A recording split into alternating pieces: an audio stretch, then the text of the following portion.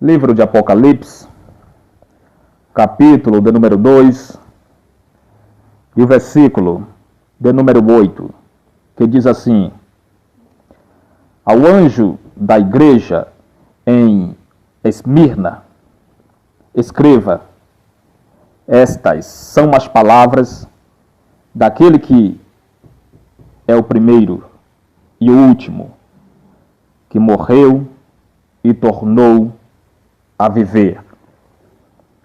Irmãos, Jesus ele se apresenta a essa igreja como o primeiro e o último, o que esteve morto e tornou a viver. Jesus tem apenas elogios a esta igreja, que é humilde, sofredora e pobre, mas rica na presença de Deus. Jesus reconhece a blasfêmia por parte de alguns membros que se dizem judeus e não são. Antes, porém, pertencem à sinagoga de Satanás. Cristo, portanto, os distingue dos verdadeiros cristãos e adverte sua igreja da iminente perseguição movida pelo diabo, prisão e uma tribulação de 10 dias. Aqueles que forem fiéis até a morte receberá a coroa da vida.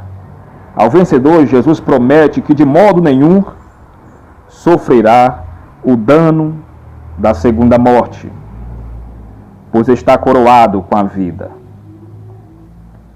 E isso foi dito por aquele que morreu e reviveu. Esta igreja representa a igreja pós-apostólica, que foi duramente perseguida. Aleluia.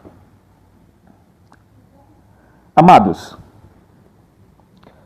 não se surpreendam com o fogo que surge entre vós, para os provar, como se algo estranho lhes estivesse acontecendo. Mas alegrem-se à medida que participam dos sofrimentos de Cristo, para que também, quando a sua glória for revelada a vocês, exultem com grande alegria. Se vocês são insultados por causa do nome de Cristo, felizes são vocês, pois o Espírito da glória, o Espírito de Deus, repousa sobre vocês. Se algum de vocês sofre, que não seja como assassino, ladrão, criminoso, ou como quem se intromete em negócios alheios.